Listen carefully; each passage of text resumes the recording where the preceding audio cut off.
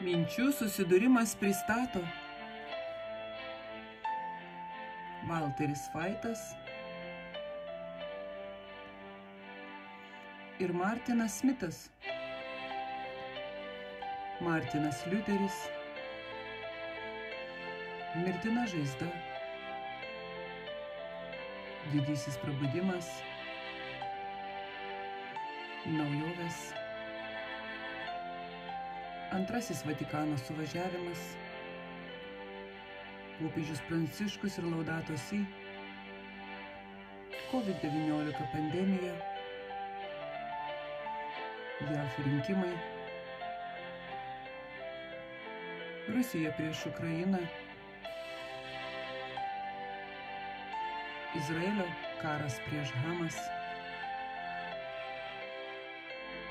Trumpas prieš Haris. Kas naujo, profesoriau? Sveiki ir prašome kitą Kas naujo profesorio seriją. Labą dieną, Valteri. Sveikas, Martinai. Ir kaip jūs jaučiatės?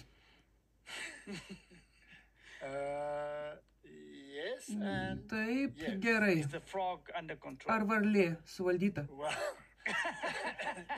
Na, jei pradedi kalbėti, atrodo, kad varlė nori įsikišti. Kermitai, mes turime tęsti. Na, iš tikrųjų, ji neturėtų įsikišti tiesa, bet jie įsikiša. Turėtume Kermitą laikyti apvyniotą. Taip, Kermitą reikia suvaldyti. Taip. Na, sakoma, kad peršalimas truks 3 savaitės, jei gydysi, ir truks 3 savaitės, jei negydysi. Taigi tiesiog, tegul taip ir būna. Taip, panašu. 21 diena be gydymo. Ir 3 savaitės su gydymu. Su gydymu, taip. Na, mes vėl užmaišome. Kodėlgi ne? Argi tai nedarbo pobūdžio dalis?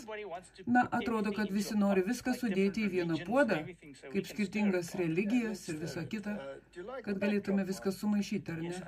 Taip, sumaišykime. Ar tau patinka fonas, Martinai? Taip, man iš tikrųjų patinka.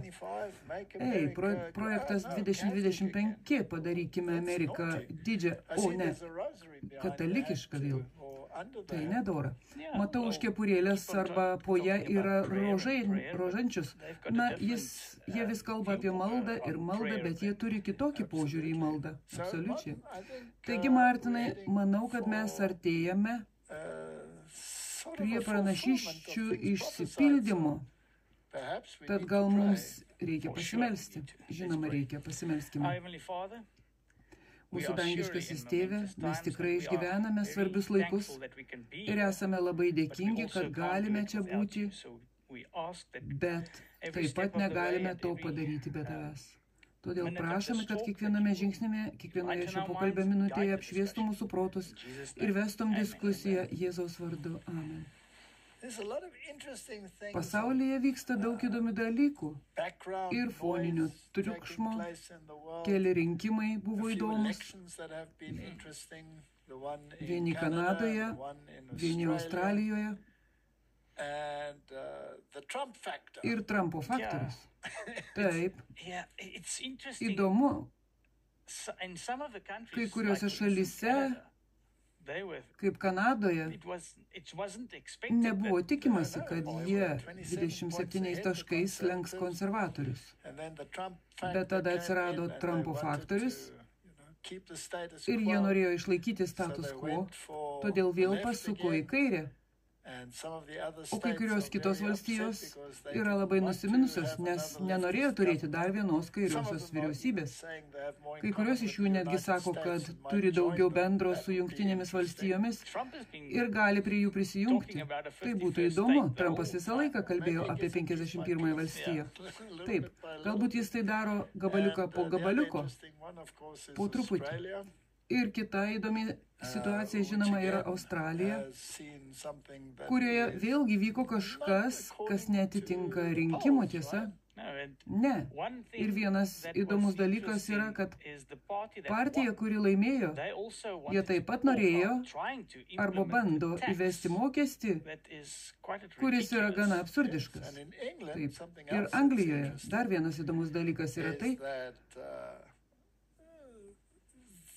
kad partija, kuri nėra dešinioji, iš tikrųjų laimėjo. Ir dabar dviejose rinkimuose atrodo, kad dešinieji vėl tampa pranašesni. Taigi situacija labai nevienareikšmė. Bet žiūrint iš pranašystės perspektyvos, antrasis žvėris iš Apreiškimo 13 skyriaus nustatys tempą. Taip sako Biblija. Nėra jokių abejonių, kad tas antrasis žvėris yra Jungtinės Amerikos valstijos. Negali būti jokios kitos interpretacijos. O tada visa kita seks paskui. Taigi sumaištis, kurią patiriame, iš tikrųjų bando įgyti viršenybę, kad tas įgyvendinimas taptų įmanomas. Taigi visi šie dalykai yra labai stebėtini. Bet Amerika turi nustatyti tempą. Ir žmogau, ar jie nenustatė tempą? Taip, ir tada yra Šiaurės karalius ir Pietų karaliaus scenarijus. Ir mes žinome, kad jie sėdi prie vieno stalo. Ir tada Šiaurės karalius ateis su vežimais, su ekonomika, su laivais, įvardink bet ką. Ir jis nugalės Pietų karalių. Ir mes žinome, kad Šiaurės karalius yra popiežiaus sistema. Taip. Jis turi atgauti tai, ką prarado. Žaizda, kurią gavo, turi būti užgydyta. Ir ar tai vyksta Jungtinėse valstijose ar ne? Tiesiog prisiminkime pirmąjį katalikų prezidentą JFK. Kennedy, kokia diskusija buvo prieš tai, jei kas nors tik pagalvojo apie kažką panašaus, tada kilo didžiulis triukšmas. Ir žinoma, jis labai griežtai atsiribojo nuo bažnyčios ir valstybės sąjungos. Tačiau Biblijoje pranašaujama, kad antrasis žvėris veiks pirmojo žvėries, kas yra katalikybė vardu. Todėl turime tikėtis katalikybės iškilimo, bet kažkaip paslėpto evangelikalizmo viduje. Todėl jo nematote kaip varomosios jėgos. Bet ar tai vyksta Jungtinėse valstijose ar ne, tada atsakymas yra taip, vyksta. Matote, kad katalikybės populiarumas labai auga. Ir kodėl tai įmanoma? Nes žmonės pamiršo doktriną. Tai tiesa. Svarbiausias klausimas pasaulyje nebėra doktrina. Problema yra socialinė reformacija. Reikia šiek tiek tai išanalizuoti, nes būtent tai ir vyksta. Būtent tai ir vyksta, tiesa. Taigi, reformacijos klausimas, kaip ir kalbėjome ankstesnėje serijoje, neabejotinai buvo doktrininis. Kokia buvo Kristaus pozicija, kaip veikia išganymas, ir šios dvi sistemos yra diametraliai priešingos viena kitai. Apie tai kalbėjome ankstesnėje serijoje. Taigi doktrinos klausimas, kaip mes esame susiję su šventuoju raštu ir koks yra šventojo rašto vaidmuo. Protestantizmas teigia, kad tai yra pagrindinis dalykas, sola scriptura, vien tik šventas raštas yra mūsų vadovas. Tai mūsų švyturys, tai yra kelias, kuriuo reikia naviguoti. Katalikybė teigia, ne, būtent tradicija nustato šventojo rašto aiškinimo pagrindą, o ne šventasis raštas nustato tradicijos aiškinimo pagrindą. Taigi tai yra vežimo stumimas prieš arklį. Ir doktrinos požiūriu šie du dalykai niekada negalėjo susijungti. Tai neįmanoma. Nes jei priimate, kad atpirkimas yra kelias į išganimą, o neatmetate atpirkimą kaip kelią į išganimą, ir įgyvendinate darbais pagrįstą religiją, šie du dalykai negali susijungti. Ne. Taigi problemos sprendimas buvo laikui bėgant eskaluoti socialinius neramumus ir chaosą, kad šiandien žmoniją kamuojančios problemos nebebūtų grindžiamos doktrina, o socialinėmis problemomis. Skurdas, takoskyra tarp turtingųjų ir vargšų, ideologiniai skirtumai, nors partijos paprastai buvo gana artimos viena kitai, dabar jos taip toli viena nuo kitos, kad beveik pasirengusios kariauti viena su kita ir viena kitą susprogdinti į šipulius. Taigi, kaip kovoti su socialiniais kataklizmais, visuomenės žlugimu, žmonijos išsigimimu, moralinėmis problemomis? Atsakymas – grįžti prie sistemos, kuri visą tai kontroliavo. Ir tai buvo katalikybė. Taip, viduramžiais. Jie ieškojo patarimų iš vieno žmogaus, popiežiaus. Taigi, kaip atsitiko, kad sola scriptura staiga išnyko? Kaip tai atsitiko? Na, pirmiausia, reikėjo sukurti susiskaldymą, skirtingas interpretacijas. Taigi buvo protestantizmas ir buvo katalikybė. Protestantizmas nuo pat pradžių niekada nebuvo iš tikrųjų vieningas.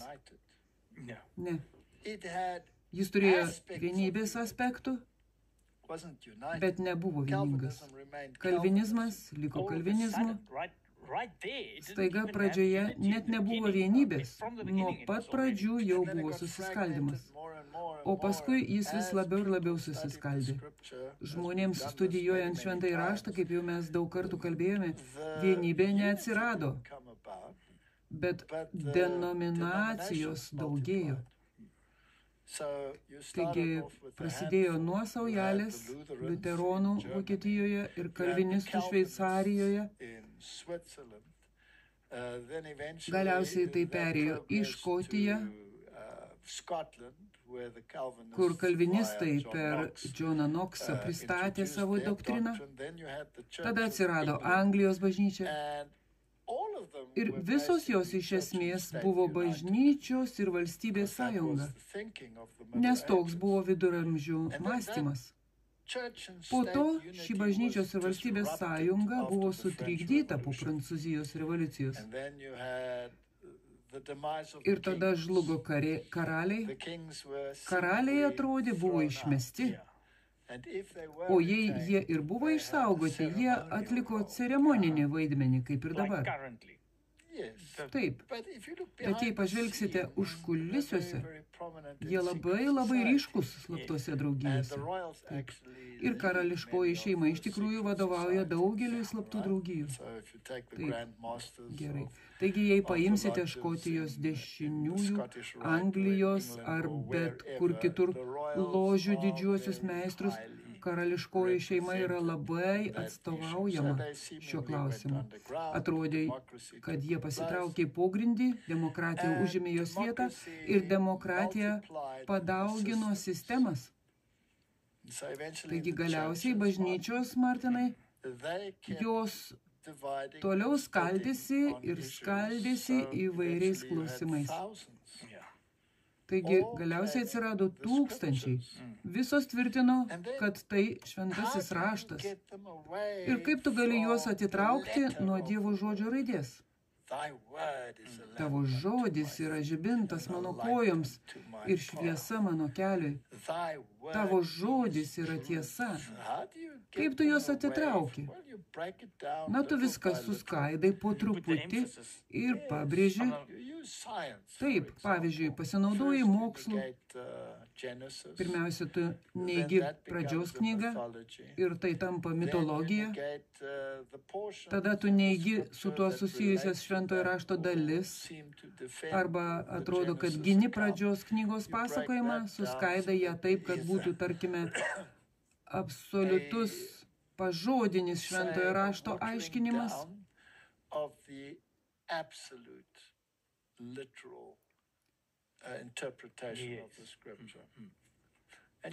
ir tu perkeli tai į visą visuomenę.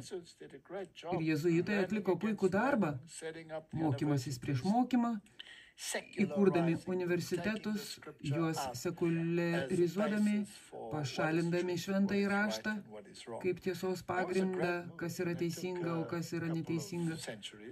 Tai buvo puikus žingsnis ir tam prireikė poros šimtmečių. O tada, Martinai, tu pakeiti religinę sistemą iš Dievo žodžiu pagrįstos į emocinę religiją, kur dvasia tampa norma, o ne Dievo žodis. Taip, taigi tai iš tikrųjų pakeičia autoritetą. Taip. Taigi dabar tavo jausmai diktuoja tavo religiją. Ir dabar tu esi pasiruošęs ekumeniniam judėjimui. Esi pasiruošęs suburti visus, o vienybės poreikis grindžiamas socialiniais klausimais, o ne Dievo žodžiu. Taigi, popiežius Pranciškus ir visi ankstieji popiežiai sakė, turėkime vienybę. Mes visi tikime Jėzumi, mes visi tikime, kad mirę einame į dangų arba į pragarą. Tad atidėkime visas kitas doktrinos problemas į šalį ir pažiūrėkime, kaip galime kartu spręsti socialinės problemas. Visi nori moralės, visi nori to ir ano. Susitelkime į tai, ką turime bendro. Ir pamirškime visas šias kitas problemas. Štai kaip viskas prasidėjo. Ir štai kodėl populiarumas vėl sugrįžo pas mus. Teisingai. Ir dabar, kai pasaulis yra tokioje būsenoje, kai vėl reikia šio moralinio pabrėžimo, kas yra to moralinio pabrėžimo pagrindas? Ar tai Dievo žodis? Ne, tikrai ne. Ne, nes tai tik sukuria problemų. Taip, tai tiesa. Kaip sakė Tony Palmeris, Dievas viską sutvarkys. Dievas sutvarkys mūsų doktriną, kai pateksime į viršų. Įdomu, kodėl jis viską surašė į knygą, jei nori pasakyti, na, išmeskime knygą, sutvarkykime tai vėliau, tiesa. Tai neturi jokios prasmės, bet būtent tai jie padarė. Dievas tai sutvarkys. Susitelkime į socialinės problemas ir mums reikia stiprios lyderystės. Kokia yra didžiausia bažnyčia? Argi tai ne katalikybė? Taip. Ir ar jos įtaka nekyla visur? Nebejotinai. Ir iš ko jie tikisi patarimo? Iš popiežius. Prisimenate Johną Kerry, kuris sakė, kad popiežius yra moralinis pasaulio lyderis. Taip, bet jam reikia įtakos. Ir kaip jis atgaus tą įtaką? Na, čia įžengia antrasis žvėris. Daugelį metų sakėme, kad antrasis žvėris vėl įgyvendins popiežiaus doktrinas, normas ir moralę. Ir tai labai įspūdinga sistema, kuri traukia savo misticizmu ir tikslais padėti žmonijai grįžti prie moralės. Jie atrodo tokie kilnus. Nesvarbu, kad šventasis raštas yra palaidotas, o kartu ir Kristaus vaidmuo centre. Kitas svarbus dalykas, Martinai, yra tai, kad ankstyvieji reformatoriai ir Romos katalikų sistema tvirtai tikėjo, jog bažnyčia ir valstybė turi būti susijungusios. Nes kokia prasmė turėti moralės sistemą, jei ji niekada nebus įgyvendinta? Argi nereikia policijos, kad užtikrintų, jog moralė būtų įgyvendinta? Nes tai visų labai. Tai bendrojo gėrio labai. Gerai, tu turi priimti asmeninį sprendimą, priimti išgelbėjimą. Tai pagal Bibliją. Pagal Bibliją. Ir tu turi priimti asmeninį sprendimą, kad suderintum savo gyvenimą su Biblijos principais su 10 įsakymų. Susiderinkime su Biblijos principais. Katalikybė sako, kad mūsų moralės standartai ir normos nėra pagrįsti šventuoju raštu. Jie pagrįsti prigimtinė teisė. Mes neketiname jų grįsti šventuoju raštu. Bet padarysime, kad jis atrodytų labai supanašėjęs. Tad tai nebus tas pats, jie tiesiog bus panašus. Taigi pakeiskime 10 įsakymų ir pakeiskime juos taip, kad jie atspindėtų visuomenės poreikius, o ne Dievo reikalavimus. Taip, tai logiška. Būtent tai jie ir padarė. Gerai. Aš esu viešpats, tavo Dievas, kuris išvedžiau tave iš Egipto. Neturėsi kitų dievų šalia manęs. Tai labai konkreti dievybė. Tas, kuris išvedė juos iš Egipto, yra tikrasis Dievas. Neturėsi kitų dievų šalia manęs. Na, šalia ko? Galėtų būti bendrinis Dievas. Tai yra katalikų pakeista versija.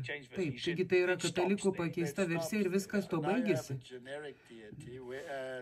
Viskas tuo baigėsi, tai čia yra bendrinė dievybė, o šventajame rašte yra labai konkreti dievybė, kuriai tu tarnauji įstatymų davėjui, kuriam tam, kuris išvedė Izraelio vaikus iš Egipto. Tai yra Dievas, kuris prie Sinajaus kalbėjo ir pirštu užrašė savo įstatymą. Tas, kuris sukūrė. Tas yra tas. Tai yra tas, kuriam tu turi tarnauti. Neturėsi kitų dievų, tik mane vieną. Bet kaip tu priversi žmonės susitaikyti su tokiu įstatymu, Martin? Ne, tu išimi kai kurios žodžius, kurie nurodo, kuris Dievas yra konkretus. Ar tai gera mintis? Na, žinoma, tai tarnaus kam? Tai tarnaus bendruomenė ar tai tarnaus Dievui? Bendruomenė. Gerai. Taigi, dėl sumaišties, pasakykime tiesiog, kad visos religijos turi tą patį Dievą. Taip. Ar taip buvo Senajame testamente? Ar visos tautos turėjo tą patį Dievą? Tikrai ne. Argi Paulius to neapibrėžė? Taip. Ir argi jis nesakė, kad tai, ką pagonis aukoja, jie aukoja demonams? Taip. Jie aukoja velniams, tiesa. Ir aš nenoriu, kad jūs dalyvautumėte prie velnio stalo. Taigi, remiantis šventuoju raštu, ne visos dievybės buvo vienodos. Tikrai ne. Turiu omenyje, net jei pažiūrėjus į Eliją, kodėl jis turėjo visą tą Karmelio kalno patirtį? Martinai, ar ši filosofija veiks ekumeninės pasaulėžiūros visuomenėje? Visiškai ne. Tai problema, ar ne? Tai didelė problema. Taigi, kas sukūrė problemą? Dievas. Taip, anot jų. Pagal raštus jis sukūrė problemą. Jis pasakė, niekas kitas, tik tas, kuris išvedė juos iš Egipto, tas, kuris stovėjo ant Sinajaus kalno ir savo pirštu parašė įstatymą. Tas. Padarykime tai šiek tiek bendresniu. Hinduistų dievybės, prašom, islamo dievybės, kurios neturi sūnaus, prašom, šamano dievybė, prašom, visi dabar prašom. Nekalbėkime apie doktriną, kalbėkime apie socialinės problemas. Tarp religijų tiek daug skurdo, tiek daug bado, tiek daug kovos. Kas sukelia šią kovą? Kodėl džihadas nori sunaikinti krikščionis ir kodėl krikščionis tokie užsispyrę, kad nepripažįsta džihadistų dievybės? Palikime visą tai nuo šalyje. Taigi, argi popiežius Pranciškus nesakė, kad visos religijos veda pas tą patį Dievą? Taip, sakė. Ir tada visi turi būti draugais, fratelli tutti. Atsikratykime pirmojo įsakymo. O stabmeldystė yra nedidelė problema, nedirbsi savo drožinio, nei jokio paveikslo. Jis netinka, ne, nes jis jau atmeta daugelį religijų. Ką jie darys su hinduizmu, su visais tais stabais? Ką darysi su budizmu? Protėvių garbinimas. Ką jie darys su protėvių garbinimu? Tai jiems netinka. Tiesiog Atsikratykime to, tiesa.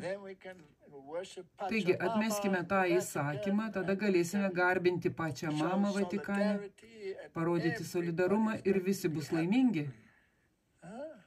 Daug protingiau, tiesa? Ne.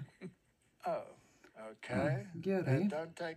Ir neminėk viešpatės vardo veltui, bet dabar nežinai, apie kurį viešpatį kalbi. Taigi laikykime juos visus lygiais. Būtent popiežius pasakė, nekalbėk blogai apie nieką ir nekalbėk prieš nei vieną iš jų. Tada tu neklausai. Taigi tai pasakė popiežius Pranciškus. Jie visi vienodi, taip? Ar tai pagal Bibliją? Ne, visai ne.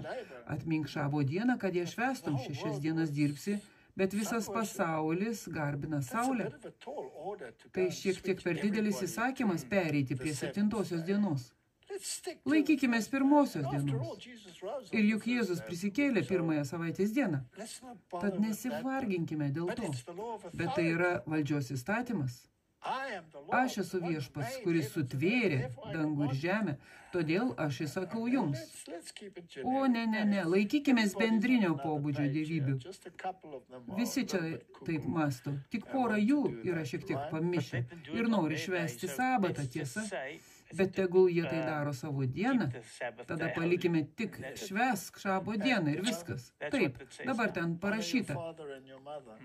Gerbk savo tėvą ir motiną, kad ilgai gyventum, tiesa?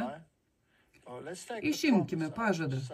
Tiesiog pasakykime, gerbk savo tėvą ir motiną. Bet įveskime prigimtinę teisę. Tas, kuris iš tikrųjų reikia apsaugoti, yra vaikas. Taip. Taigi sukurkime žmogaus teisės ir vaiko teisės iškelkime aukščiau tėvų teisių. Kad valstybė ir mokykla galėtų nuspręsti, kokios lyties jūsų vaikas. Na, tavo vaikas tau net nepriklauso, tu net nematėjai, kada tas vaikas gimė be drabužių, kokios lyties jis buvo. Tai yra tai, ką valstybė arba sistema vėliau nuspręs už tave. Ir jei tu tam trukdysi, mes atimsime tavo vaiką, nes vaiko teisės yra virš tėvų teisių. Apverskime tą įsakymą atvirkščiai, tiesa? Galėtume peržiūrėti visus likusius įsakymus. Nereikia. Bet čia yra svarbiausia. Taigi, Martinai, Dievo žodis nėra norma. Tai yra, kaip katalikybė jį interpretavo ir suformulavo į savo 10 įsakymų, kurie atrodo sutampa su biblinės, bet visiškai juos išstumia. Taip. Ar sutiktum su tokiu teiginiu? O tikrai. Ir tai yra ekumenizmo pagrindas. Ir visi su tuo sutinka.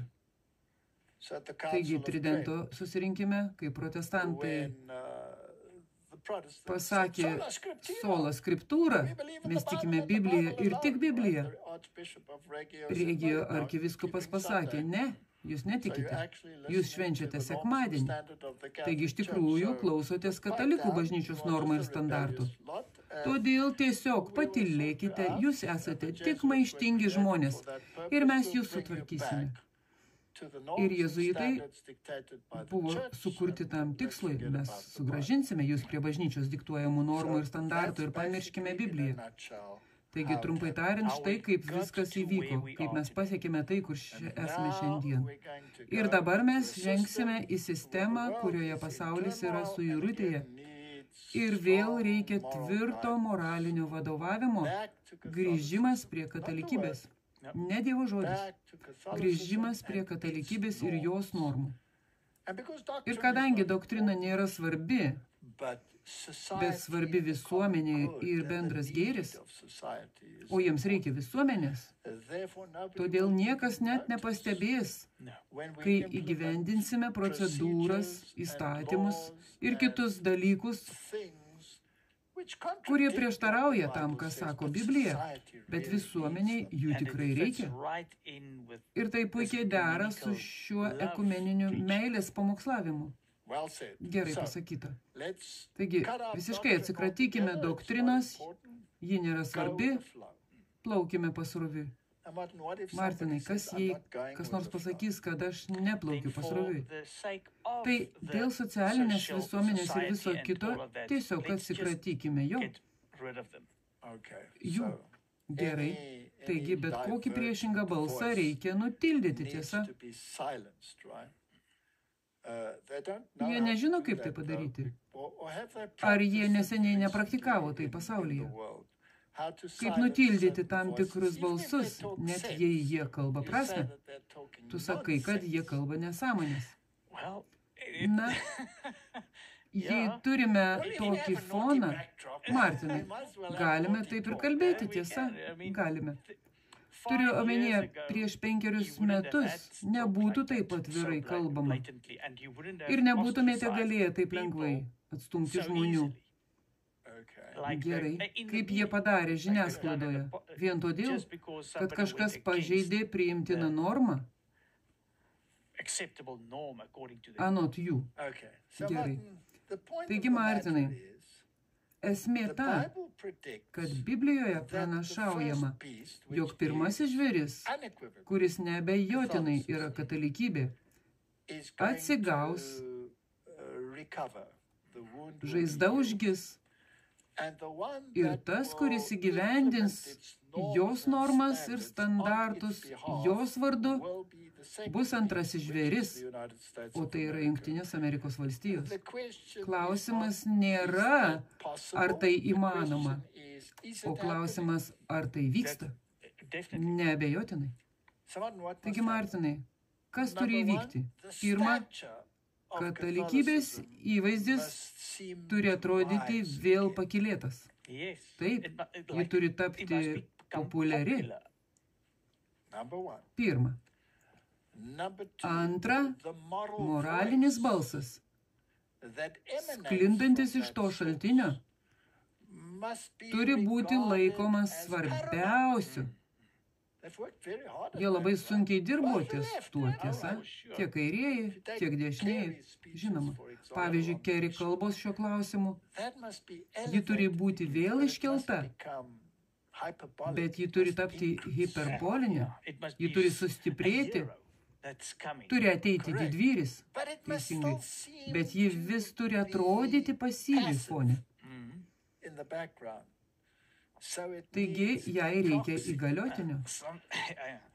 Kažko, kas tai darytų jos vardu. Buldogo. Jie daug kalba apie įgaliotinius, pavyzdžiui, Husius ir visus tuos, kurie yra Irano įgaliotiniai ir taip toliau. Taigi, jiems reikia įgaliotinio, kuris pasakytų, štai ko mums reikia. Mums reikia šio moralinio įvaizdžio. Ir ką pasakė tas popiežius, ir ką pasakė tas popiežius, ir ką pasakė tas popiežius. Neturime pamiršti šių dalykų. Ir ką pasakys naujasis popiežius, tai bus labai įdomu. Be abejo. Ir visi, manau, prieisime prie momento, kai jie pasakys, tai yra proto balsas mūsų laikais. Aš irgi taip manau. Ir mes turėtume grįžti prie tų normų ir standartų, bet tam reikia įgaliotinio. Gerai. Taigi, pristatykime įgaliotinį. Bažnyčia ir valstybė buvo tokia nuostabi sistema, nes ką nuspręsdavo bažnyčia, valstybė įvykdydavo. Tai buvo nuostabu. Abu buvo patenkinti. Ir tai tiesiog išgaravo. Mums to reikia atgal, tiesa. Bažnyčia ir valstybė turi sugrįžti. Taigi, bažnyčios ir valstybės atskirimas buvo bloga idėja bendram labui. Be abejo. Ir mes turime vėl valdyti, tiesa. Taip, bažnyčia dabar taip jaučiasi. Taip jaučiasi bažnyčia. Taip, mums reikia vėl valdyti. Ir žydai, ar jie jautė, kad jie turi valdyti? Be abejo. Taip. Ir Mesijas ruošiasi atimti iš jų tą valdžią. Ir dėmesys bus skiriamas jam ir tam, kas vyksta danguje. O koks jų vaidmuo čia? Na, tai buvo pagal šventąjį raštą, ką jūs sakote. Bet jų mintis buvo, tai yra ne tai, ko jie norėjo. Ne, jie norėjo valdyti. Viduramžiais jiems pavyko valdyti, o dabar jie prarado tą valdžią ir nori ją susigrąžinti. Taigi mums reikia vėl sujungti bažnyčią ir valstybę. Martinai, jei taip atsitiks, tuomet mūsų turimas veiksmų planas, kuris yra Dievo žodis, tikrai pasiteisins. Taigi, pažiūrėkime, kas vyksta pasaulyje. Martinai, popiežius Pranciškus buvo labai griežtas aplinkosaugos atsinaujinančios energijos klausimais, bet kažkaip turi būti pusiausvyra, nes ateina Donaldas Trumpas ir sako, gręžk, mažutė, gręžk, ir iš karto išeina iš Paryžiaus susitarimo ir viso kito. Ir vis dėlto problema neturi išnykti, nes popiežiaus balsas yra svarbus, tiesa. Tad man labai įdomu, kad Ispanija ištiko ši nelaimė, kaip po 100% atsinaujinančios energijos pasiekimo įvyko istorinis elektros energijos tiekimų nutraukimas. Ar tai buvo sutapimas? Pirmą kartą jie gyrėsi, kad jų tinklas 100% pagrįstas atsinaujinančią energiją, o po kelių dienų jis sugedo. Taip, žmonės negalėjo išlipti iš traukinių, nes duris buvo užrakintos. Jiems teko jėga atidaryti duris. Kilo didelė panika ir niekas nepadėjo. Ir niekas neveikė. Taigi pirmą kartą visas nacionalinis tinklas tiesiog sugedo. Po 12 dienų Ispanijoje ir Portugalijoje įvyko vienas didžiausių elektros energijos tiekimo nutraukimų.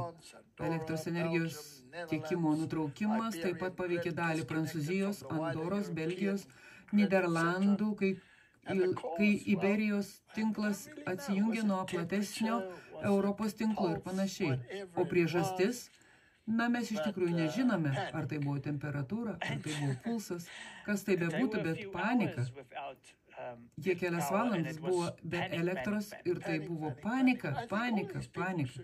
Manau, kad visi šie žmonės turėtų atvykti į Pietų Afriką ir kurį laiką čia pagyventi, nes mūsų tinklas visada išjungtas.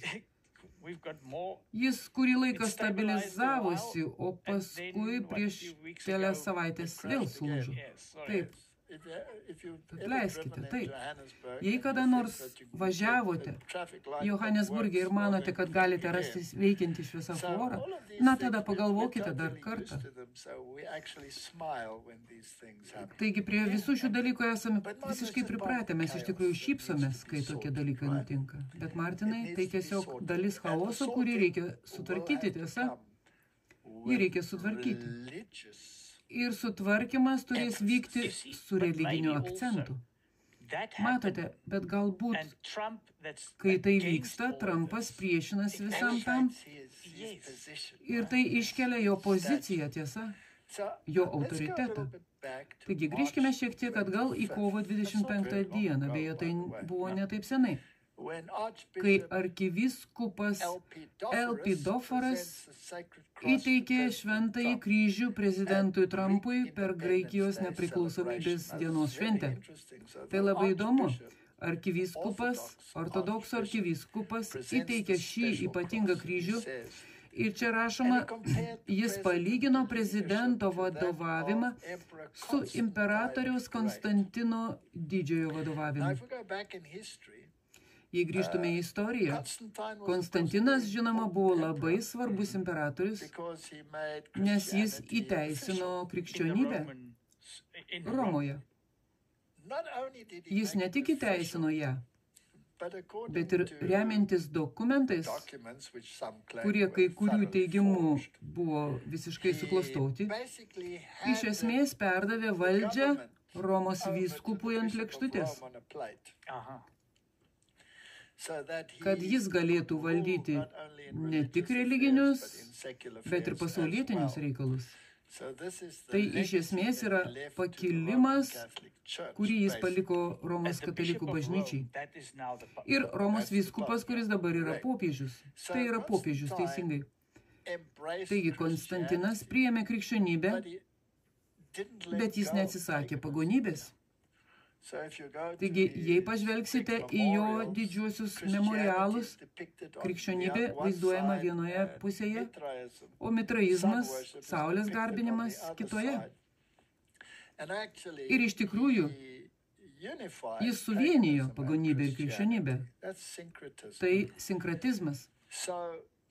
Taigi, tai sustabdė karus ir krikščionių persekėjimą, bet ne todėl, kad krikščionys iš tikrųjų laimėjo.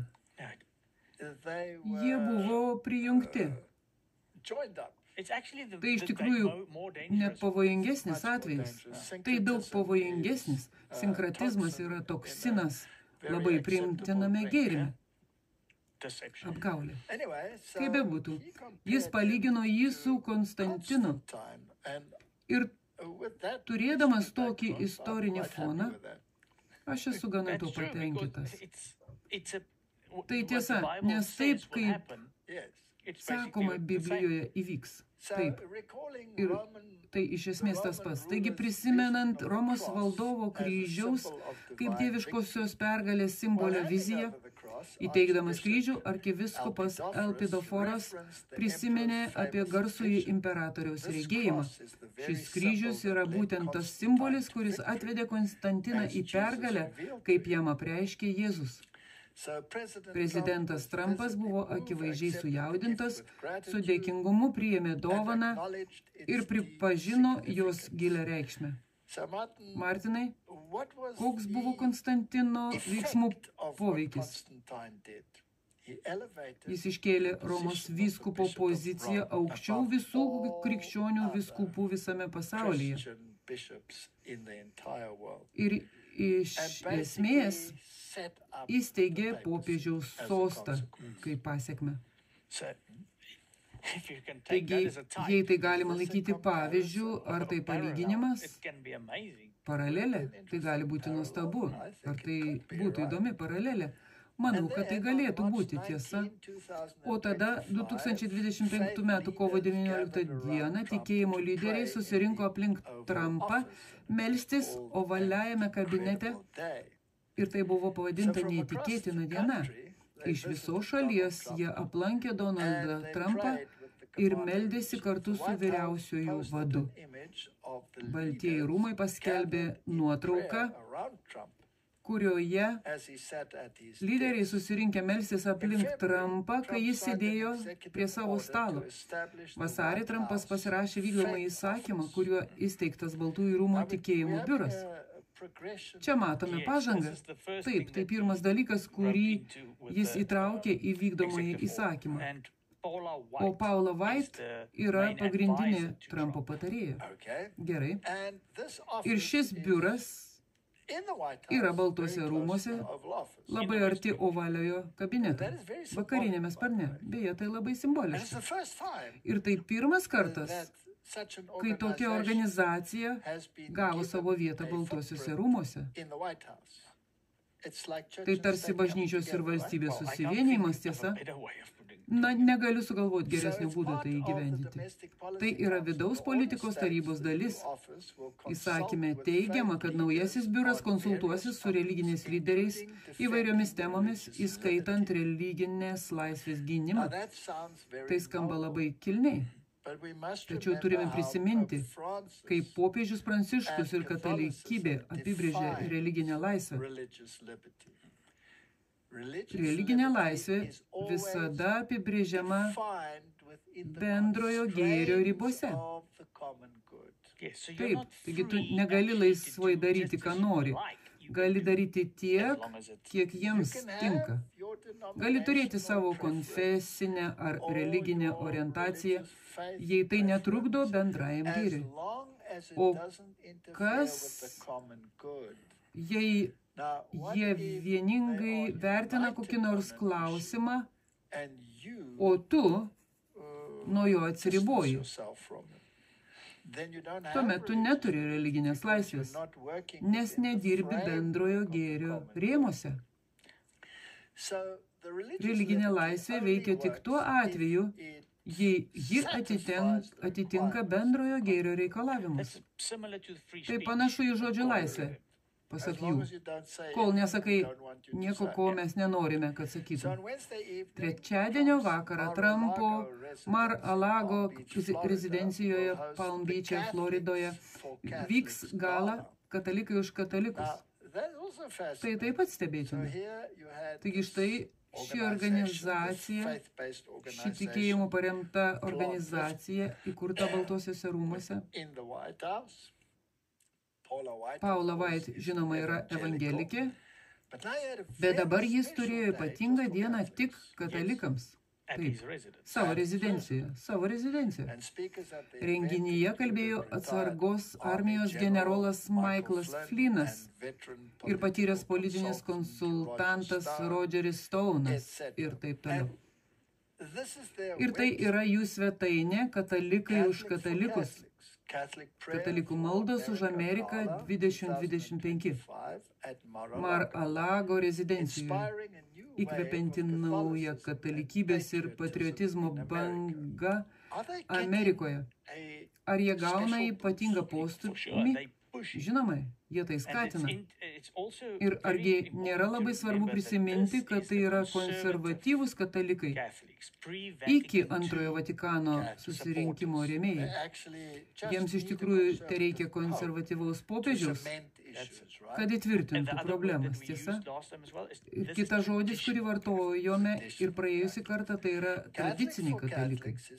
Katalikai už katalikus kovoja už tai, kad katalikų tikėjimas būtų sugrąžintas į viešąją erdvę per rožinio mitingus, žiniasklaidą, politinius veiksmus ir kitą. Per doktriną, Martinai? Ne. Ne, jokių doktrinų. Palikime ją nuo šalyje. Surenkime rožančiaus mitingus. Rožančiaus malda yra pasikartojanti malda. 10 sveika Marija, vienas tėve mūsų. 10 sveika Marija, viena tėve mūsų. O Biblijoje aiškiai sakoma, kad neturite to daryti. Aiškiai išsakykite savo argumentus, kalbėk su Dievu kaip su draugu. Ateikite pas mane visi, kurie esate pavargę ir prislėgti. Padėkite savo naštas man po kojomis ir aš jums duosiu ramybę. Štai ir viskas. Taip. Ir politiniai veiksmai, ar tai Biblijos dalis? Ne, bažnyčia ir valstybė. Atiduokite Ciesoriui, kas priklauso Ciesoriui, ir Dievui, kas Dievui priklauso. Taigi, nors katalikai katalikams yra aistringų aktyvistų judėjimas, mes žinome, kad be maldos mūsų darbas veltui. Taigi atsakymas yra pasikartojanti malda, taip. Manau, viena iš priežasčių, kodėl čia yra ir rožančius. Tiesiai po tą kepurę. Bet per pastarosius rinkimus, kaip šalis, mes išvengėme kulkos perkeltinę ir tiesioginę prasme. Laikas padėkoti Dievui ir melsti jo pagalbos daugelį mūšių, kurie mūsų laukia.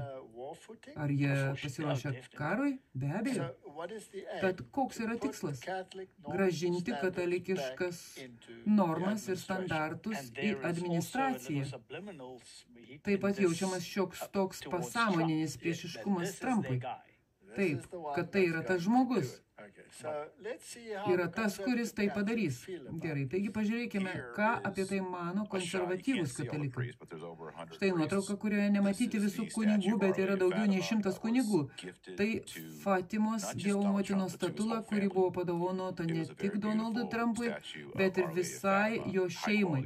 Tai buvo labai graži Fatimos Dievo motinos statula, aukštos kokybės turiu pasakyti. Ir vyskupas Stricklandas meldėsi gražią maldą, ją palaimino, apšlakstydamas šventų vandeniu. Manau, kad kai kurie žmonės pamatę šį vaizdą pagalvojo, o, didelė sena sukčių šventė vakarienės viduryje. Ne, tai ne tai. Tai yra Fatimos Dievo motinos statulos pašventinimas kaip dovana Trumpo šeimai. Ir vyskupas Stricklandas ypač meldėsi, kad šis gražus švenčiausios motinos atvaizdas būtų kompasas vedantis juos pas Jėzų, kad ji jiems pasakytų, darykite viską, ką jis jums lieps. Martinai, ką mes ką tik matėme? Ar tai prieštarauja antrajam įsakymui? Neabejotinai, statulos pašventinimas. Ar tai prieštarauja antrajam įsakymui? Neabejotinai, jokio atvaizdo. Ar girdėjai nors kokį cyptelėjimą iš protestantizmo? Ne. Jokio cyptelėjimo? Ne. Gerai. Ar tai pagrįsta šventuoju raštu? Ne. Tikrai ne. Tikrai ne, tiesa. Taigi, Martinai, visa sistema ten yra pagonybė. Ir jei pažvelgsi į pačią mamą, koks skirtumas? Tas pats. Taigi nesvarbu, ar tai viena ar kita. Aš nenoriu gilintis į mariologiją, tai nėra mūsų tikslas. Mes žiūrime, kur link tai veda, bet tai nėra pagrįsta šventuoju raštu. Taigi tai nėra pagrįsta tuo, ką sako Dievo žodis. Tai pagrįsta vien tuo, ką sako katalikybė.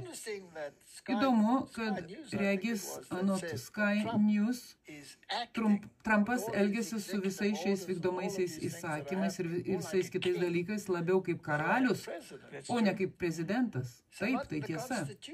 Taigi konstitucija, kuri iš esmės draudžia bažnyčios ir valstybės sąjungą, nors dabar jie teigia, kad ji to nedraudžia, ar neturėtų pasidėti žodžiais aš karalius? Tai šiek tiek ironiška, bet taip, jis perima valdžią, jis elgiasi savaip ir daro tai kažkieno vardu. O žinoma, neapgaudinėkite savęs. O ką jis tada padarė šią nacionalinę maldos dieną? Trumpas įsteigė religijos laisvės komisiją nacionalinę maldos dieną. Šis straipsnis pasirodė gegužės 1. Prezidentas teigia, kad jo administracija grąžina religiją į šalį.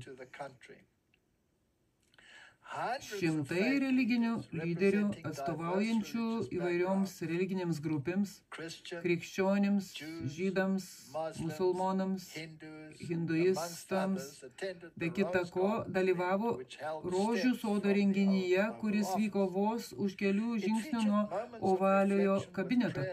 Jame buvo apmąstymų akimirkų, maldoms vadovavo įžymus religiniai asmenys, skaitantis hinduistų taikos maldą ir krikščionišką kreipimąsi, atkartojantį daugia konfesinį požiūrį pastebėtą ankstesniuose minėjimuose. Taigi, tai fratelli tutti. Norėjau jūsų paklausti, ar tai labai skiriasi nuo to, ką popiežius darė visą laiką? Ne, tai yra tai, ką jis propagavo. Ar tai paneigė pirmąjį įsakymą? Taip, tiesa, bet tai tarnauja žmonijos tikslui žmogiškojų požiūrių, bet ne dieviškojų požiūrių. Taigi, naujai suformuoto Baltųjų rūmų tikėjimo biuro organizuoti, kai kurie pareigūnai pasinaudojo progą pasiūlyti savo mėgstamiausias religinės eilutes. Vykdomasis įsakymas, įsteigiantis religijos laisvės komisiją, prisijungia prie kitų su religija susijusių įsakymų pasirašytų per pastarosius 3 mėnesius, įskaitant vieną skirtą antikrikščioniškam šališkumui ir kitą skirtą antisemitizmo augimui kolegijose ir universitetuose visoje šalyje. Kai kuriems iš šių universitetų daromas spaudimas laikytis šių vykdomųjų įsakymų. Todėl jų mokesčių statusas galbūt panaikinamas, finansavimas nutraukiamas. Taigi, ar imamasi ekonominio karo priemonių, siekiant įgyvendinti tam tikrą ideologiją? Taip, tikrai. Taip, pagal Bibliją. Viskas iš tikrųjų. Įsitikinkime, kad žmonės mūsų nesuprastų klaidingai. Ar mes manome, kad antisemitizmas yra gerai? Tikrai ne. Ar mes manome, kad antikrikščioniškas šališkumas yra gerai? Tikrai ne. Tikrai ne. Ar mes manome, kad turime pašalinti musulmonus iš pasaulio? Ne. Ne. Ar mes tikime, kad hinduistai turėtų būti užpulti ir pašalinti iš šios žemės? Ne. Ne. Pasakykime tai aiškiai. Mes nesame antikrikščionys, nesame antisemitai, nesame antihinduistai, nesame antipagonybė jokia kita prasme, išskyrus doktriną. Tiesa? Ar Dievas nori pasiekti visą žmoniją? Taip. Kiekvieną gentį, tautą ir kalbą. Nepriklausomai nuo to, kuo jie tiki. Jei yra tik vienas Dievas ir viena tiesa, tai jis pašauks juos į tą tiesą. Ir tai yra jūsų laisva valia.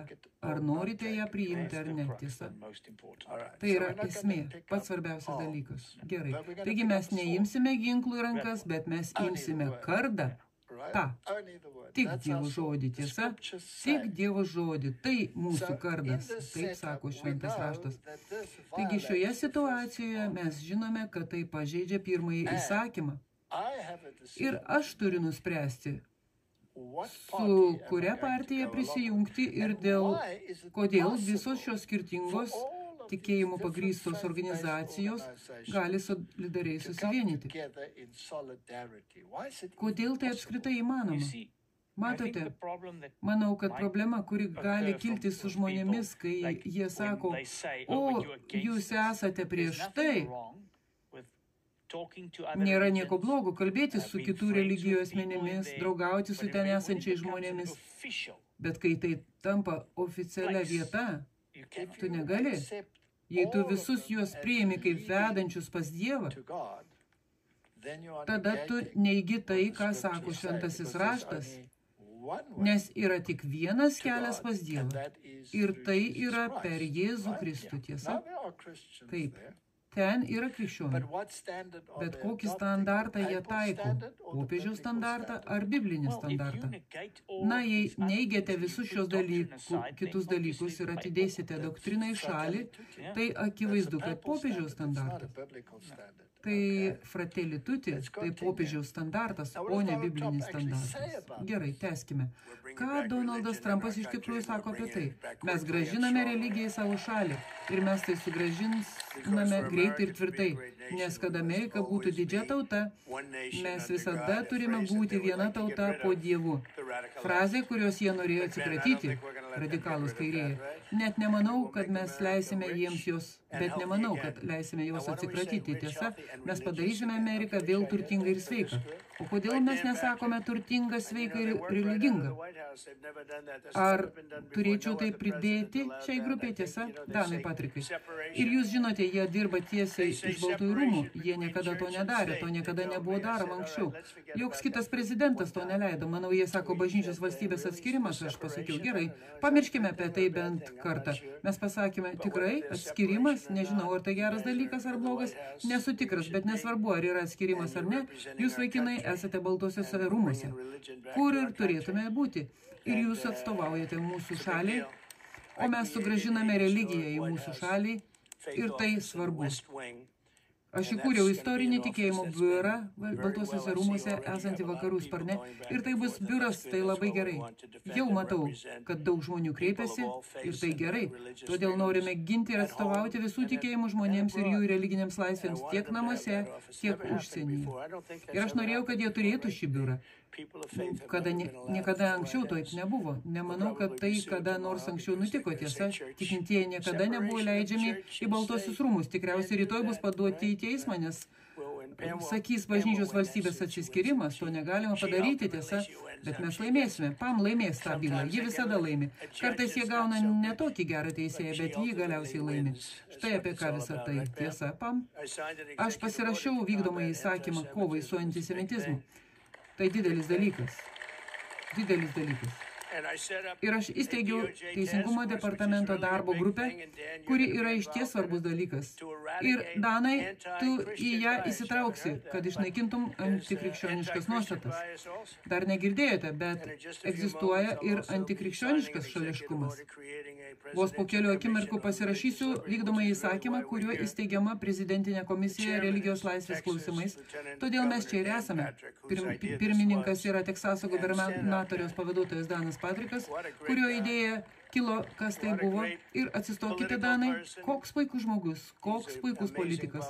Jis nuostabus politikas, gubernatoriaus pavaduotojas ir jis labai religingas žmogus. Labai ačiū, Danai. Taip pat ir daktaras Benas Carsonas. Benai, neturiu daug ką sakyti apie Beną. Man nereikia daug sakyti. Jis buvo su manim nuo pat pradžių. Žinote, iš pradžių jis agitavo prieš mane. Ar galiu papasakoti šią istoriją, Benai? Ar tikrai neprieštaraujate? Nes jis agitavo ir buvo labai efektyvus. Jo populiarumas kilo apklausose. Ir jis pažvelgė į mane per 3 ar 4 debatus ir pasakė, žinote, jūs laimėsite didelių skirtumų. Tai buvo 2016 metais. Ir aš paklausiau, Ką turi omeny, Benai? Tu agituoji, nesakyk to, Benai. Tu agituoji, tu turi šansą. Jis šiek tiek atsiliko, bet gana toli. Bet jis pasakė, žinote, jūs laimėsite. Šie žmonės negali jūsų įveikti. Niekas negalės jūsų įveikti. Paklausiau, kodėl? Jis atsakė, nes Dievas yra su jumis. Aš pasakiau, tai puiku. Tada jis tai dar kartą pasakė bažnyčioje. Ar prisimeni tai, Benai? Jis mane sustabdė ir pasakė, ar prisimeni, ką tau sakiau? Dievas yra su tavimi. Niekada nebuvo prezidento, kuris būtų šaukęsis Jėzaus vardo, dažniau nei jūs. Niekada nebuvo prezidento, kuris būtų pasakęs, taip, aš myliu Jėzų, bet aš gyvenu mylėdamas visų tikėjimų žmonės. Kaip sakė daktaras Filas. Jūs turite kiekvieno amerikiečio širdį. Ir jūs tai šiandien parodote, didžiuojasi galėdamas atstovauti jums kaip pirmininkas. Didžiuojasi, kad Benas Karsonas yra mūsų pirmininko pavaduotojas. Kiekvienu šio komiteto nariu mes tarnausime jums, tarnausime žmonėms ir svarbiausia tarnausime Dievui. Ačiū Jums, ponė prezidentė. Vadovaujant prezidentui Trumpui, tikėjimas nebuvo nustumtas į šalį, jis buvo sugrąžintas ten, kur jam visada vieta centre. Mes grąžiname religiją į savo šalį ir grąžiname, kaip sakiau, didesnė, geresnė, stipresnė, nei bet kada anksčiau. Labai ačiū visiems. Martina, dabar yra ši religinės laisvės komisija, o pirmininkas yra Danas Patrikas. Manau, jis yra Teksaso gubernatoriaus pavaduotojas, tiesa. Taigi žymus politinis veikėjas, bet akivaizdu, kad evangelikas, kuriam rūpi šis procesas. Įdomu tai, kad viceprezidentas arba pirmininko pavaduotojas yra adventistas. Priklauso nuo to, kaip apibrėšite tą religinę laisvę. Jei ta religinė laisvė bus apibrėžta kaip tarnavimas bendram gėriui, tada kitas žingsnis projekte 2025 bus sekmadienio įstatymo įgyvendinimas. Ir iš pradžių galbūt bus vietos kitoms interpretacijoms. Tačiau pagal dokumentą numatytoji diena yra sekmadienis. Taigi, jei sutarimas taps labai stiprus, tai bus popiežiaus įstatymas, o ne biblinis įstatymas, kuriame sakoma apie 7-ąją dieną. Taigi, man labai įdomu pamatyti, kaip tai klostysis. Aš nespręsiu, kol tai iš tikrųjų neįvyks. Bet aš žinau, kad šventasis raštas sako, kas nutiks. Taip. Ir tai mane neramina. Tai mane taip pat neramina. Ir mes gavome aiškius pranašystės dvasios nurodymus dėl bendravimo su politika. Taigi, tai labai įdomus laikotarpis. Bet ar matote, kaip religija buvo sistemingai įtraukta? Ir jis pripažino, kad bus teisinių pasekmių dėl bažnyčios ir valstybės sąjungos. Bet jis pasakė, mes laimėsime tą pergalę. Mes iš esmės atsisakysime šios idėjos neturėti bažnyčios ir valstybės susivienijimo. Taip, jis pasakė, pamirškite apie tai. Taip, tai tikrai pranašystės išsipildymas.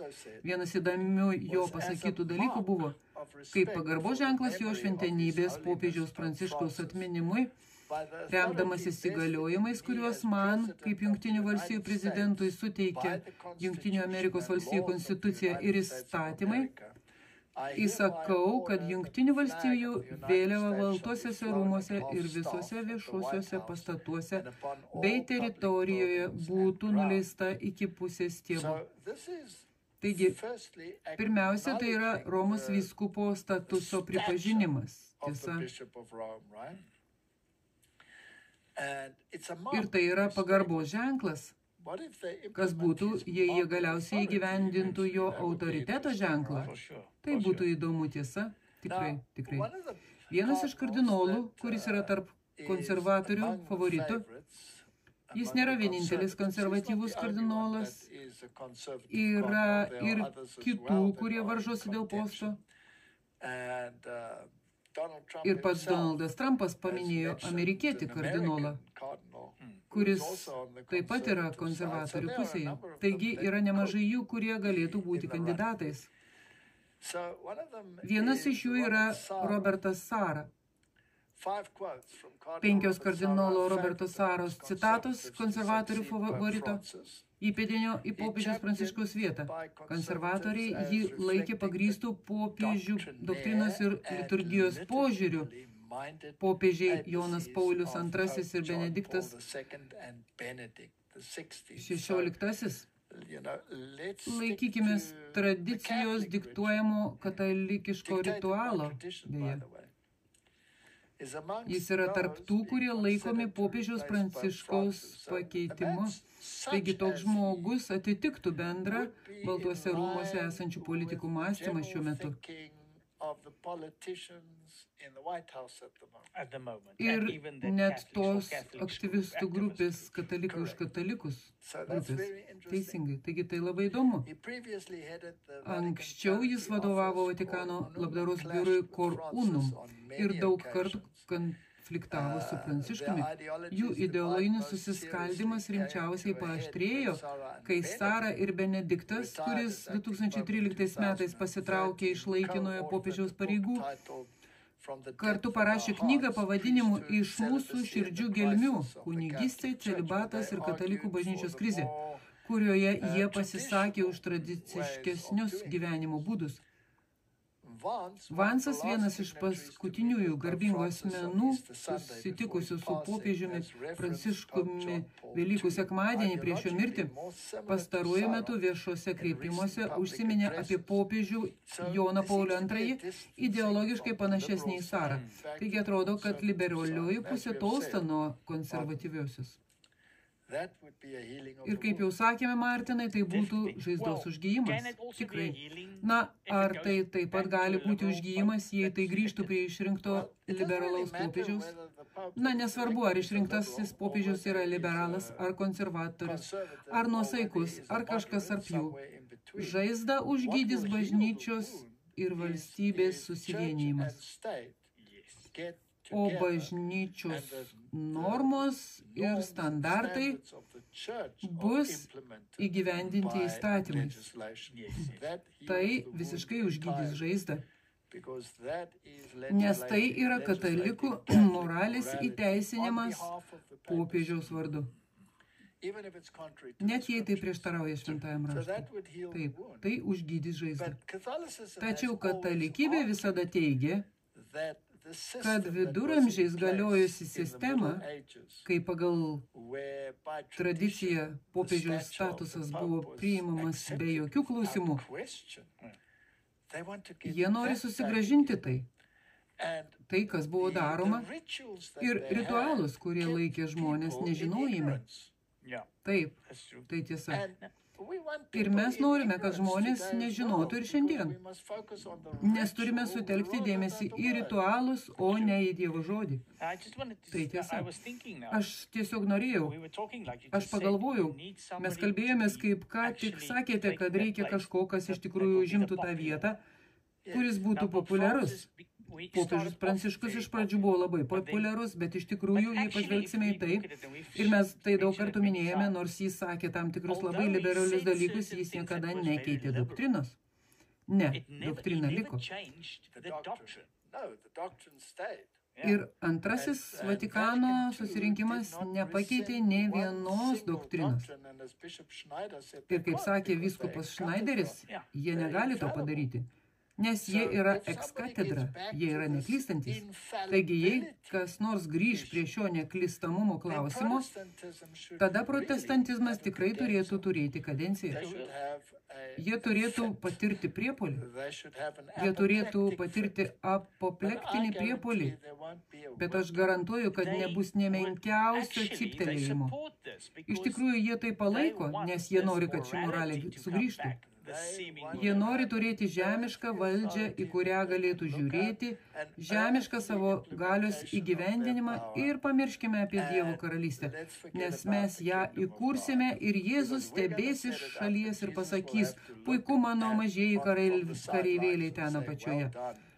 Dabar jūs visus kontroliuojate mano vardu, nors darote viską, kas prieštarauja šventajam raštui. Taip. Prieš mums tęsiant, kai matėme vyskupą Sarą, kardinolą Sarą, atsiprašau, ankstesnėje serijoje mes minėjome juodąjį popiežių. Gal tiesiog paaiškinkite, nes kai kurie žmonės susipainiojo ir pamanė, kad tai rasinis klausimas. Tai visai ne rasinis klausimas, o aprangos klausimas. Juodasis popiežius yra jėzuitų ordino vadovas. Jis taip pat reziduoja Romoje ir jis yra valdžia už sosto.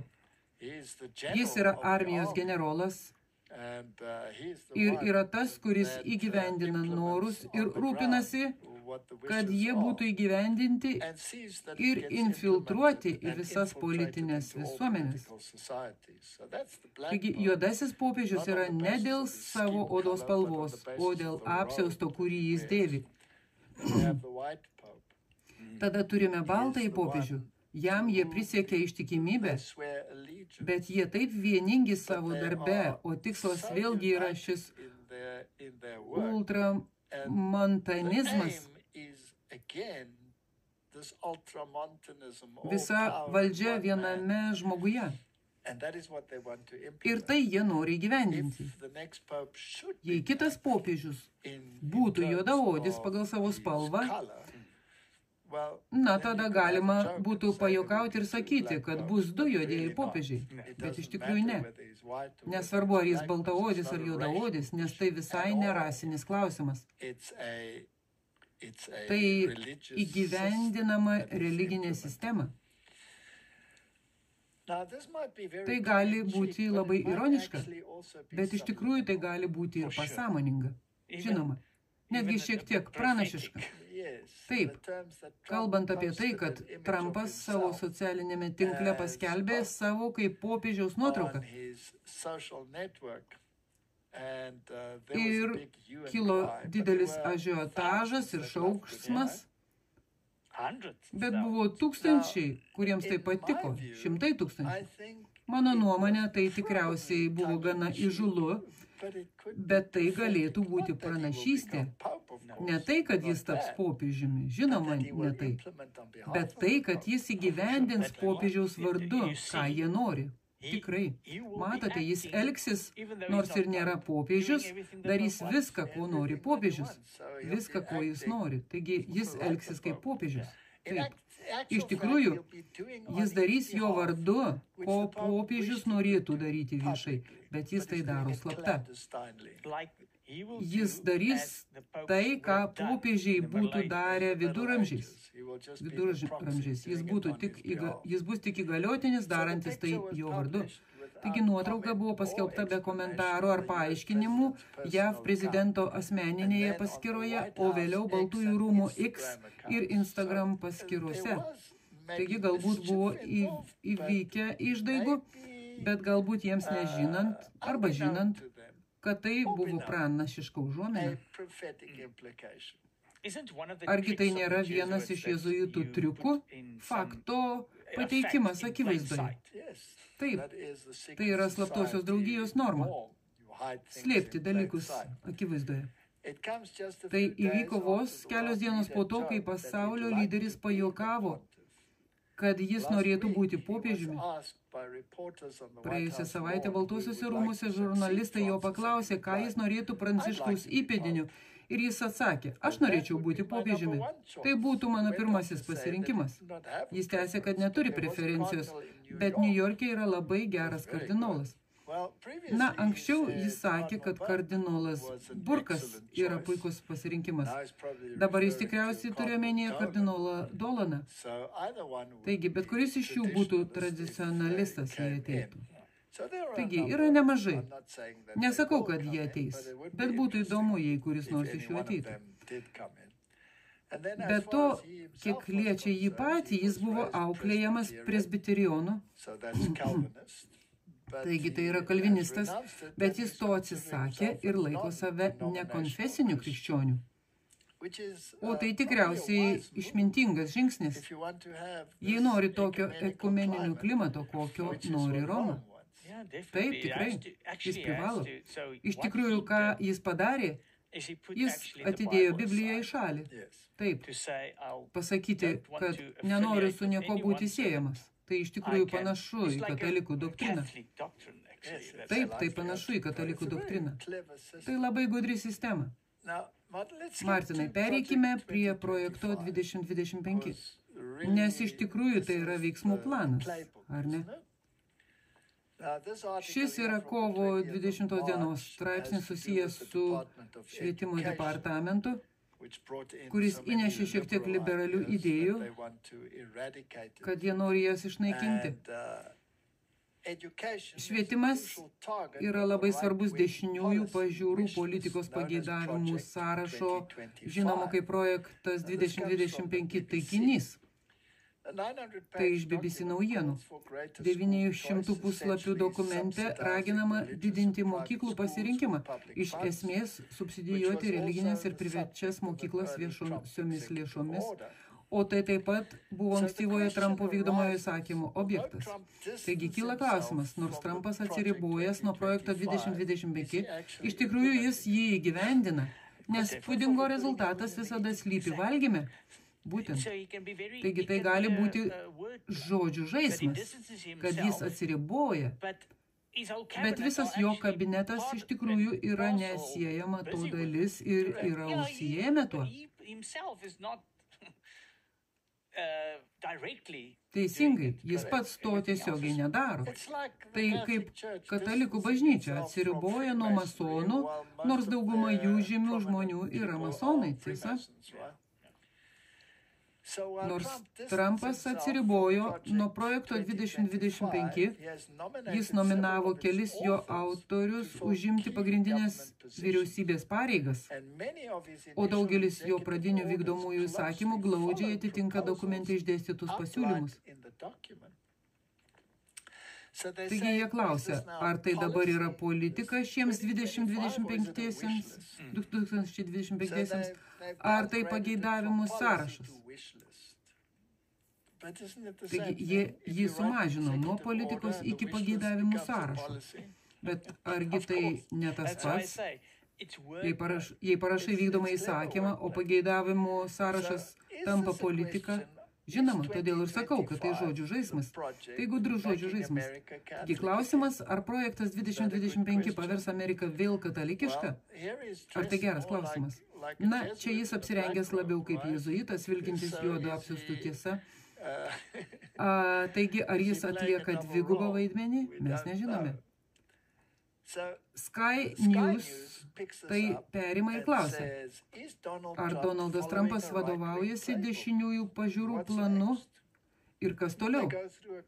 Tada jie peržiūri keletą dalykų, kurie iš tikrųjų buvo įgyvendinti. Taigi pažiūrėkime. Ką sako projektas 2025? Dokumente raginama prezidentą sumažinti reglamentus ir palengvinti federalinių darbuotojų atleidimą. Ką padarė Trumpas?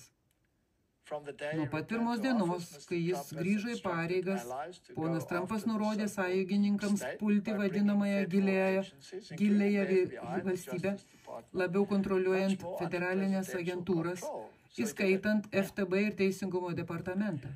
Taigi jis tai padarė. Taip. Kas dar buvo pasakyta? Neteisėta imigracija turėtų būti nutraukta, o ne sumažinta.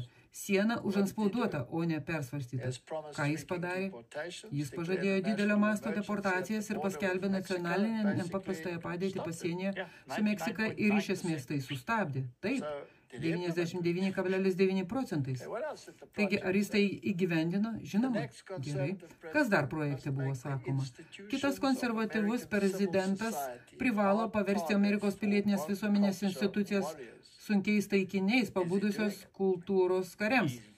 Ar jis tai daro? Jis labai griežtai žiūri tai. Ar jis ketina pulti universitetus? Taip.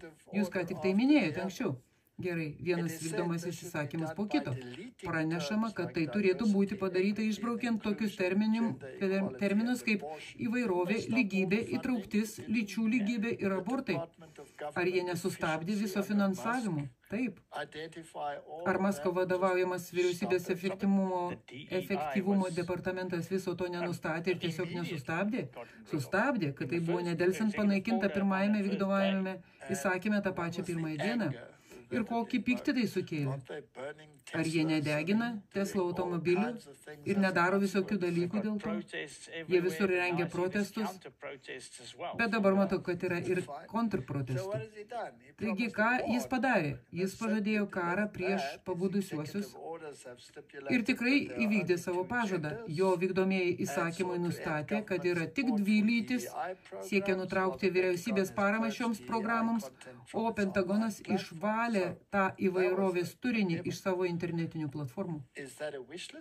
Taigi tai buvo savaime suprantama. Ar tai norų sąrašas, ar įgyvendinimas? Na, jei galite panaudoti finansinės priemonės, kad priverstumėte žmonės tai daryti, tada tai yra Danieliaus 11 skyriaus išsipildymas. Be abejo. Žinote, šis norų sąrašas verčia mane galvoti apie apsipirkimą internetu. Prekės yra jūsų norų sąraše. Jis perkėlė norų sąrašą į krepšelį. Tai yra krepšelį. Taip. Kas dar jame buvo parašyta? Kalbant apie tarifus ir prekybą, dokumentas yra padalintas. Taigi, ką jis padarė? Nors kitose politikos rytise jis pasirodė esąs šiek tiek lankstus, prezidentas Trumpas 10 mečius kalbėjo apie savo meilę tarifams. Pasaulinių tarifų serija smukdė rinkas ir smogė per sąjungininkus. Bet bus nauja ekonominė tvarka. Ir jei jis gali priversti pasaulį, tada jis turi turėti tam tikros įtakos. Na, argi ne visi bėgioja aplinkui, blaškosi, įskaitant ir mūsų šalį? Ir ar galima panaudoti ekonomiką ideologijoms primesti? Taip, gerai. Tai kas dar jame buvo parašyta? Federalinė švietimo politika turėtų būti apribota, o galiausiai federalinis švietimo departamentas turėtų būti panaikintas. Taigi, ką jis padarė? Jis pasirašė vykdomąjį įsakymą, raginantį panaikinti švietimo departamentą. Geriau jo įgyvendinti neįmanoma. Ne. Kas toliau? Na, kas jame parašyta? Jame taip pat teigiama, kad kita konservatorių administracija turėtų sumažinti JAV pagalbos pasaulinį pėdsaką, bent jau grįždama prie 2019 metų biudžeto lygio buvusio prieš COVID-19 pandemiją. Ar jis tai padarė? Taip, 100%. Jis nuėjo daug toliau, vietoj to jis ėmėsi jį visiškai panaikinti. Ką dar sakė projektas 2025? Bideno administracijos ekstremali klimato politika pablogino pasaulinę maisto trūkumo ir krizių situaciją. Jos kovos su iškastiniu kuru darbotvarkė lėmė staigų politinių energijos pasaulinių energijos kainų šuolį. Taigi, išspręskime šią problemą ir geras elektros energijos tiekimo nutraukimas Ispanijoje galėtų tik patvirtinti jo mintį. Ar matote, kaip visą tai dera tarpusavyje? Tikrai. Taigi, ką jis padarė? Jis išvedė JAV iš Paryžiaus klimato susitarimo, atšaukė prezidento Joe Bideno tikslus elektromobiliams ir pažadėjo, gręžk mažutė, gręžk. Taigi, ar jis tai įgyvendino? Pabaiga, pakeliui. Gerai. O kaip dėl šito? Aukščiausiojo teismo sprendimas panaikinti apsaugą abortų byloje laikomas didžiausia šeimos gynimo pergalė per visą kartą, tačiau teigiama, kad tuo viskas neturėtų sustoti. Taigi, ką padarė Trumpas?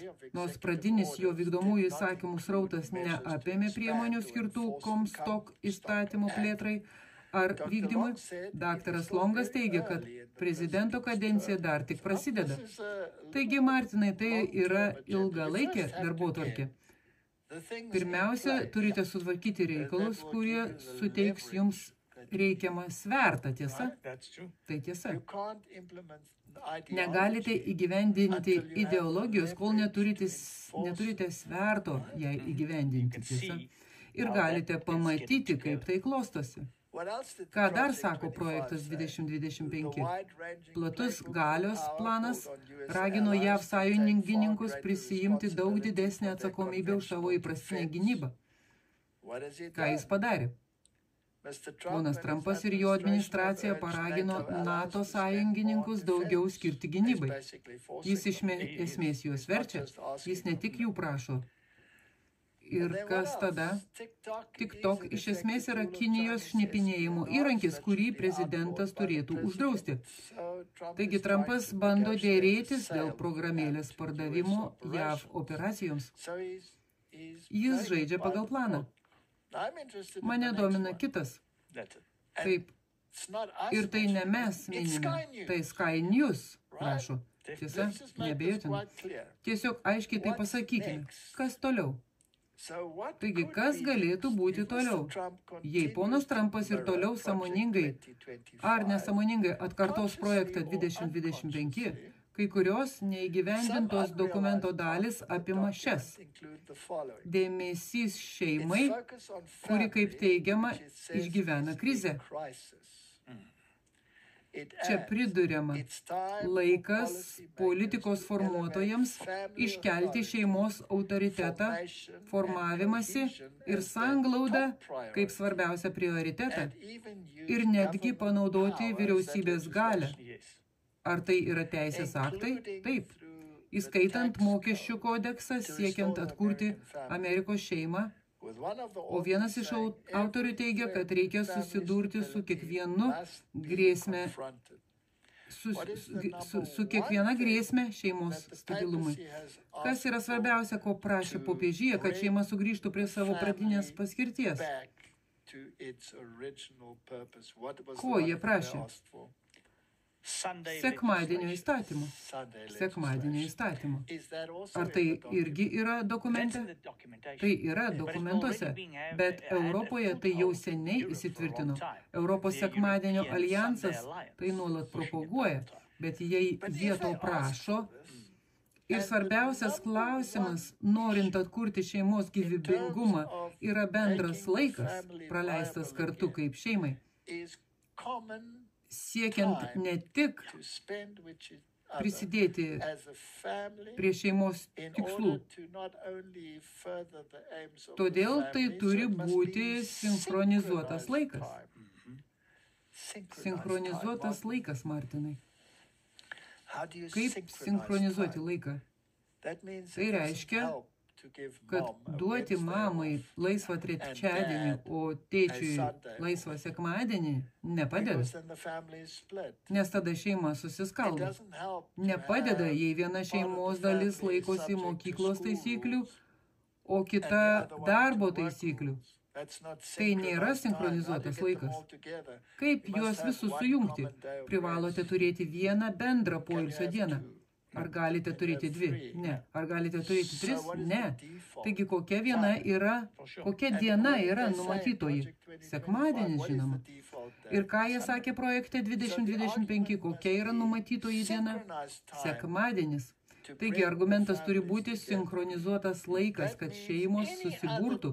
Tai reiškia, kad bet kuri kita diena, net jei ji iš pradžių leidžiama religijos laisvės požiūriu, galiausiai turi užleisti vietą sinchronizuotam laisvam laikui. Tai reiškia, kad gali būti leidžiama tik viena diena per savaitę, kad nenukentėtų ekonomika. Tai bendrojo gėrio labui. Todėl numatytoji diena bus sekmadienis. Ar tai kitas darbotvarkės klausimas? Na, manau, kad jam teikiamas didelis prioritetas. Sky News užduoda šį klausimą. Jie taip pat mini ir kitus, bet šis yra pirmasis, apie ką jie klausia. Kas toliau? Aš iš tikrųjų tikiuosi, kad jie teisūs, tikrai. Ir jame sakoma, kad tai, kaip teigiama, yra krizėje šeima. Taip, taigi viskas, kas yra krizėje, reiškia, kad tam bus teikiamas prioritetas. Tačiau prieš įgyvendinami šį, pirmiausia, turite įgyti svertų, kad tai įgyvendintumėte ne tik Jungtinėse valstijose, bet ir užtikrintumėte, kad tai būtų padaryta visuotinai. Ir popiežyje atliks labai svarbu vaidmenį. Ir Laudato Si, ir projektas 2025 savo dokumentuose tam skiria labai svarbią vietą. Taigi, projektas 2025 kalba apie šabo poilsį. Dievas paskyrė šabą kaip poilsio dieną ir iki pat neseniai judėjų krikščionių tradicija siekia pagerbti šį įgaliojimą moraliniu ir teisiniu darbo tą dieną reguliavimu. Martinai, judėjų krikščionių tradicija reiškia, kad turite sustabdyti bet kokį antisemitizmą ir bet kokį krikščionišką šališkumą. Jie jau tai daro. Čia yra tik viena maža problema. Judėjų pusė švenčia šeštadienį, o krikščionių pusė švenčia sekmadienį. Taigi turi būti viena. Kuri iš dviejų? Kokia yra nacionalinė bankų poilsio diena? Sekmadienis. Taip, sekmadienis. Kokios apskritai yra žmonių tradicijos? Sekmadienis. Sekmadienis. Taigi, judaizmas šiuo klausimu yra mažuma. Jei jie reikalauja šabo šeštadienio ir prie jų prisijungia adventistai, jie vis tiek bus mažuma. Ir jei jie nori būti įtraukus ir turėti sinchronizuotą poilsio dieną, tada anksčiau ar vėliau vienas iš dviejų turės nusileisti. Kuris tai bus? Istorija pasikartos. Gerai. Tai bus sekmadienis. Konstantinas, argi jis nepriėmė sekmadienio įstatymų? Lygiai tas pats. Ir tada pradžioje dar buvo sabata ir sekmadienis. O katalikybė tada priėmė įstatymą prieš šabą. Tai yra istorija. Jei Donaldas Trumpas lyginamas su Konstantinu, tai reiškia, kad jis veikia Romos vyskupo vardu. Tada Romos vyskupo norai, jo valdžios ženklas, sekmadienio šventimas. Įstatymų leidėjai turėtų būti už, o šabo šventimui įstatymų leidėjai turėtų būti prieš. Įdomu, kas pasiduos? Ar tai bus žydai? Ar adventistai? Palikime tai apvaizdai. Pažiūrėsime, kas nutiks, tiesa. Taigi, Martinai, be to, bendra laisva diena leidžia šeimoms ir bendruomenėms mėgautis laisvalaikiu kartu. Tai sinchronizuotas laikas, o ne kaip atskirtiems individams ir suteikia sveikesnį gyvenimo ritmą visiems. Taip teigiama dokumente. Tai bendras gėris. Tai kyla iš popiežijos mąstymo. Taigi kongresas turėtų skatinti bendrą poilsį, iš dalies pakeisdamas sąžiningo darbo standartų įstatymą, kad darbuotojams būtų mokomas 1,5 karto už valandas dirbtas šabo dieną. Ta diena pagal nutylėjimą turi būti sekmadienis. Tai žvėries ženklas. Taip.